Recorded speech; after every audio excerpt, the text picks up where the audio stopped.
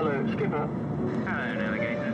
Will you turn onto heading 101? Toen ik hier kwam wonen in Witmarsum, toen ben ik eens het kerkhof opgelopen. En achter deze hele mooie, die ga ik even laten zien, koepelkerk in Witmarsum. Zo zie je hem goed. Daar liggen 5 oorlogsgraven. En ik heb op internet eigenlijk hun hele verhaal zo'n beetje gevonden. En waar ben ik nu mee bezig? Met eigenlijk hier is wat over te gaan laten zien en vertellen. Het gaat om de flight engineer Fidget, de flight sergeant Chapman, de flying officer Bishop en de sergeant Short. En dan hebben we hier nog liggen de airgunner Cosgrove, sergeant. Nou, van deze 5 jongens wil ik graag het verhaal vertellen, want die is verdomd interessant. En er komt nog een ontzettende toevalligheid in voor die met mijn leven te maken hebben, maar dat ga ik jullie zo vertellen. In ieder geval liggen er hier 5. Eentje die heeft het overleefd en is overleden in 2009. En eentje heeft een jaar in het Bonifatius ziekenhuis in Leeuwarden gelegen en is daarna gestorven aan infecties. Maar ik ga jullie het verhaal vertellen. Kom maar met me mee.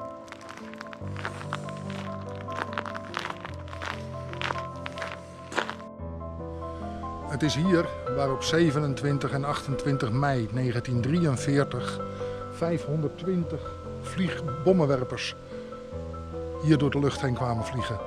Opgestegen op verschillende vliegvelden in Engeland rond 22:30, dus 10:30. Met als één doel richting Duitsland. Dat was die kant op.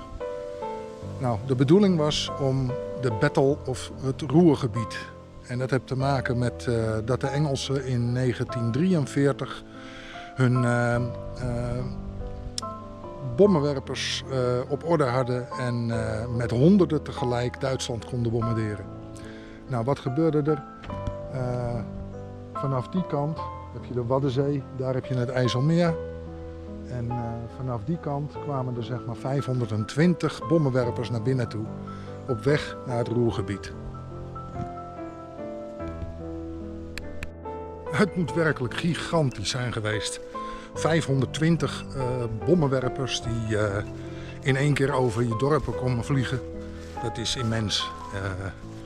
Dat heeft een lawaai gemaakt. En dan heb je ook nog eens een keer de kans dat er luchtgevechten gaan ontstaan met Duitse nachtjagers.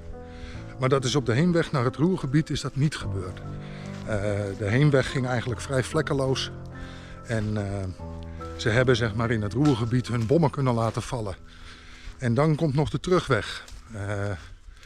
Wat gebruikelijk was in die tijd was dat er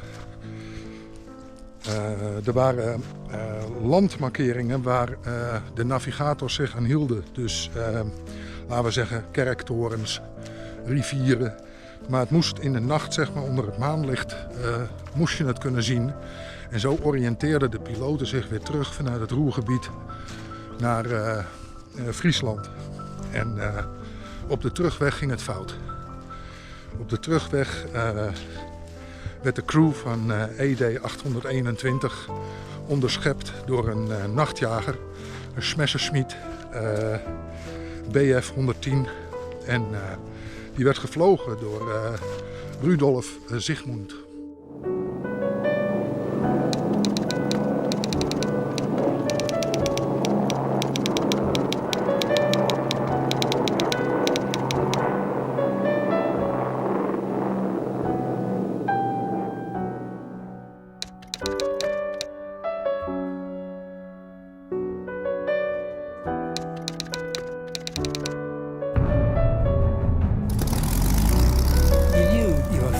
Death, night after night after night, but it's just a thing you accepted.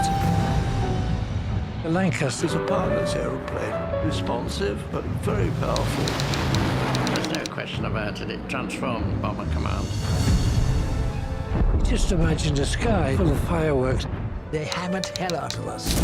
The aircraft went down in flames. Boom. Gone. And then there was nothing left.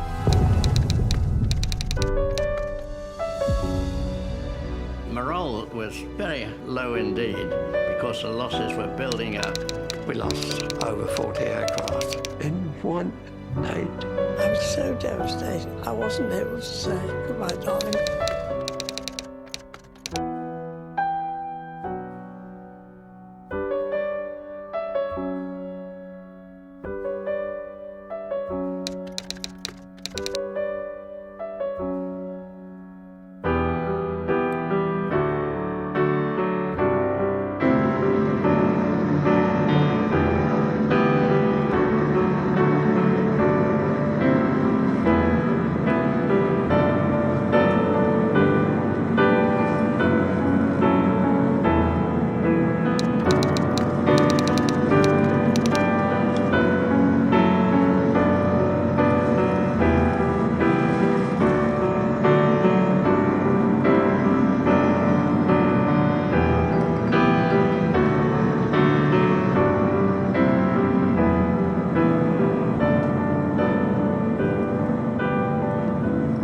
Hello, Skipper.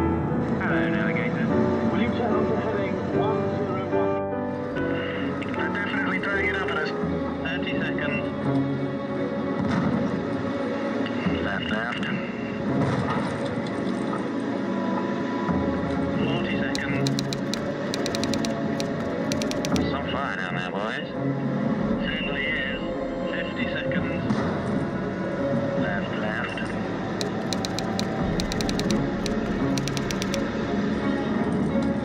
1 minute, Bombardier. 1 minute, Navigator. Thank you. Contours open, Bombardier. Contours open. 10. That's an awful lot of searchlight, Skipper. Steady. 20.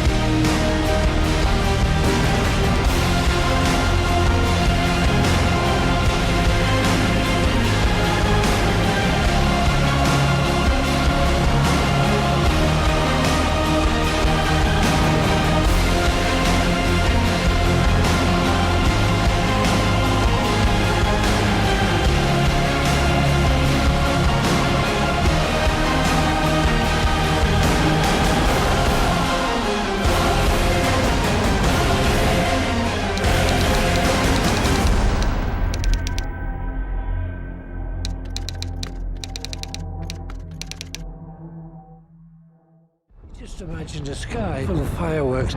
They hammered hell out of us. The aircraft went down in flames. Boom. Gone. And then there was nothing left.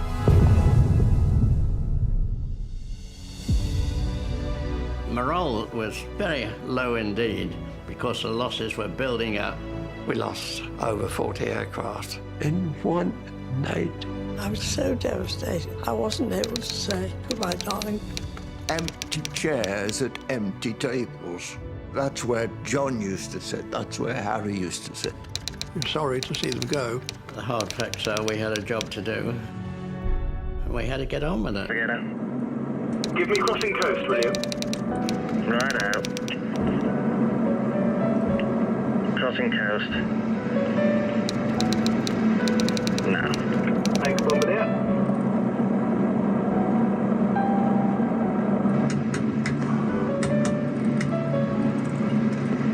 Bombs fused. Bombs fused. Hello, Bombardier. Hello, Skipper. No lights off. No lights off, okay. Okay, boys. We're now at 8,000 feet. Oxygen's on. Hello, Skipper. Bombardier here. Oxygen's on, okay? Okay, Bombardier. Flight engineer, okay, Skipper. Okay, flight engineer. Navigator, okay, Skipper.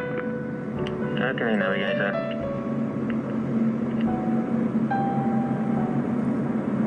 All okay, wireless up. Wireless up, actually, Skip. Okay, wireless up. Mid up, okay, Skipper. Okay, mid up. We're gonna board, okay, Skipper. Okay, good.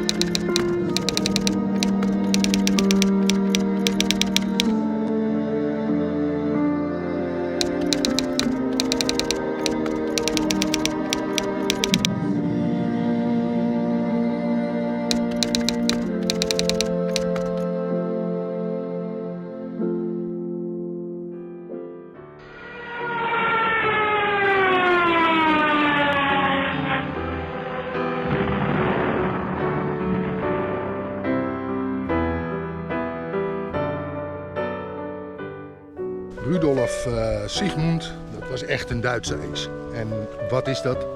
Dat is iemand die gewoon ontzettend veel kills op zijn naam heeft staan. En laten we eerlijk zijn, Rudolf was natuurlijk ook gewoon zijn land aan het verdedigen. Hè? Natuurlijk waren de nazi's, hè, laten we dat maar zeggen, die controleerden zeg maar het hele land. Je werd gewoon opgeroepen en als je niet je dienstplicht deed, dan lag je er bij de Duitsers ook uit, hè? Kreeg je de kogel door de kop. Ik bedoel, zo ging dat in die tijd. Maar Rudolf Sigmund was dus een echte ace en had al 28 kills op zijn naam staan.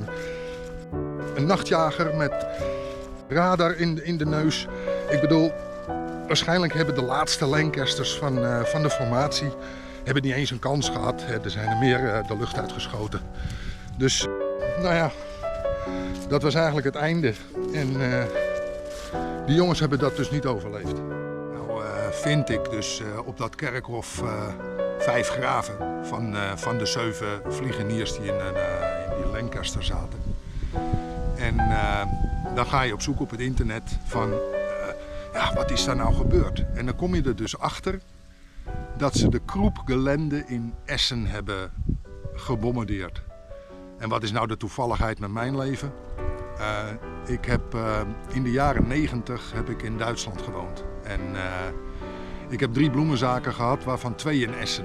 En een van die bloemenzaken, daar zat een klein tuincentrum bij van 500 vierkante meter. Het was gewoon een oude getrenkenmarkt, of zeg maar waar je statiegeld kon terugvragen op je flessen. Daar werden de flessen verzameld. En daar werd geen gebruik meer van gemaakt, omdat ze dat in de supermarkt zelf later verplaatst hebben naar de supermarkt zelf. En dat Gelände, dat stuk grond, zeg maar, mocht ik huren om er een tuincentrum van te maken voor een half jaar per jaar, want ik hield hem in de winter dicht. En dan kom je er dus achter dat die 7 mannen die in die Lancaster hebben gezeten, maar eigenlijk die 520 bommenwerpers die in zwermen, zeg maar, over Essen zijn gevlogen, dat die dus precies dat gedeelte hebben gebombardeerd waar ik mijn tuincentrum had. En dat vind ik gewoon iets, ja, gewoon toeval. Ik bedoel, dat je dat vindt. En ja, dat is een van de redenen waarom ik het idee kreeg om dit eens op film te zetten. En ja, het is al moeilijk genoeg om dat hele editen te leren, dus ik hoop... Ja goed, ik heb nog niet zoveel subscribers, maar dat doet er niet toe. Ik doe het niet om zeg maar een heel populair YouTube kanaal te gaan bouwen. Het is meer, mijn kinderen kunnen het zien en het blijft altijd op internet staan. Ik vind het gewoon een hele leuke hobby om te editen. Maar dat was eigenlijk het verhaal rondom de toevalligheid, zeg maar, die met mijn leven te maken. Nou, ik sta hier bij het monument van Menno Simons en dat zal jullie waarschijnlijk niet veel zeggen. Een heel belangrijk persoon geweest in het geloof, maar daar gaat het even niet om. Ik vertel over deze meneer wel een andere keer. Maar als je de Amish en de Mennonieten kent, dan ligt daar degene die dat geloof is gestart, hè, de wederdopers. Zeggen jullie misschien ook nog even niks, maar doet er nu even niet toe. Hey, als je kijkt, dan daar in die velden, daar is die Lancaster neergestort. En ik zal het even beter laten zien. Daar. Achter in dat veld is die Lancaster dus neergestort. En moet natuurlijk een hel zijn geweest. Hè? Je moet je voorstellen dat je dan om 3 uur 's nachts je vliegtuig wordt beschoten. En dat je op een gegeven moment merkt van dit gaat hem niet worden. 3 konden eruit komen. 3 wisten met een parachute, zeg maar, naar beneden te komen. Daarvan heeft eentje het niet overleefd. De ander die kwam in het Bonifatius ziekenhuis in Leeuwarden terecht. En Bolderson die heeft het overleefd. En die stierf in 2009, dus die heeft nog een volledig leven gehad. Maar ja, het is gewoon interessant om zeg maar dat allemaal te vinden op internet. En ja, er een beeld bij te krijgen wat er gebeurd is. En kijk, dit hoort ook nog bij het monument van Menno Simons. Dit. Waarom staat dat er? Dat is een schuilkerk geweest, die is er niet meer. En daar hebben ze nu een stalen geraamte voor neergezet. Maar hier stond een schuilkerk waar Menno Simons dus zeg maar zijn illegale praktijken deed. Want zijn geloof werd natuurlijk door de katholieke kerk niet geaccepteerd. Nou ja goed, dat is over Menno Simons. Het gaat nu over de Lancaster en de Duitsers Rudolf Sigmund die de Lancaster uit de lucht schoot. En niet over Menno Simons. Maar goed, we gaan verder.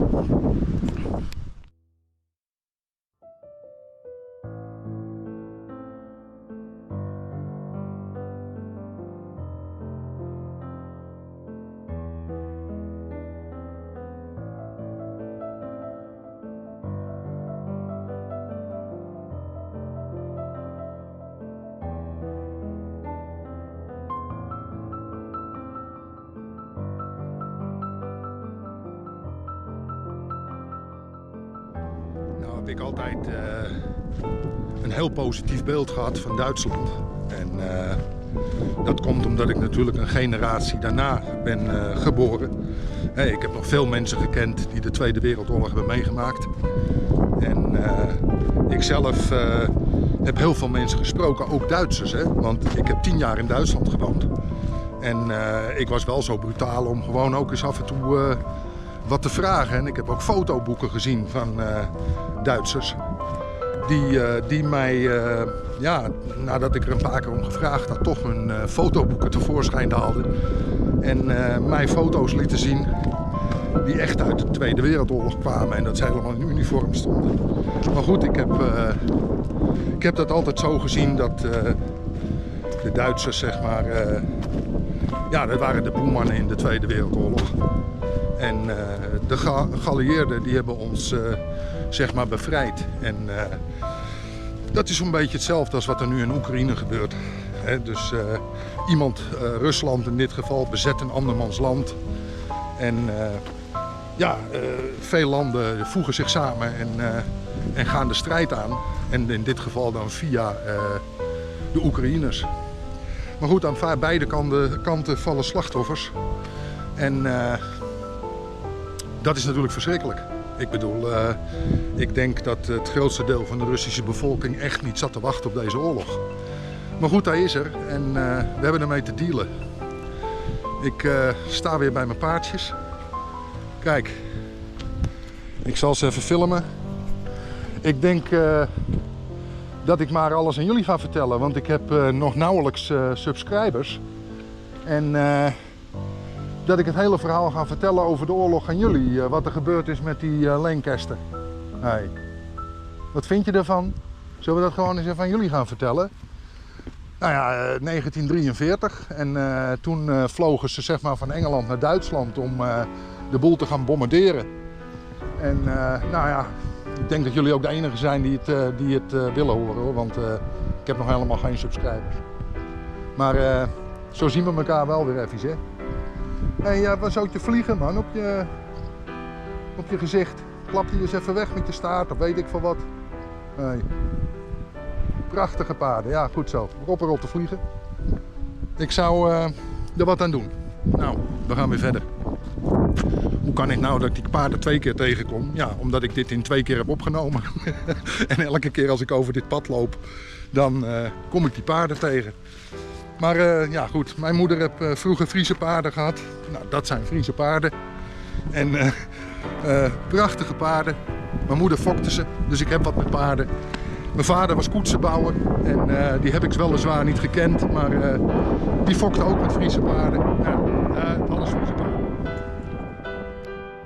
En zo komt er dus een einde aan het jonge leven van 6 vliegeniers. Maar in totaal van de 520 vliegtuigen die zijn opgestegen, zijn er 23 niet teruggekomen.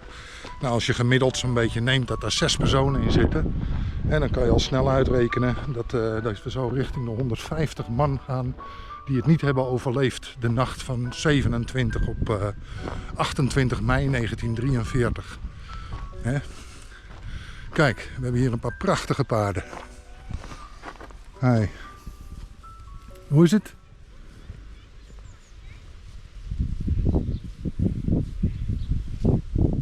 Schitterend.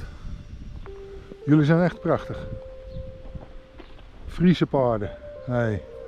Heel mooi.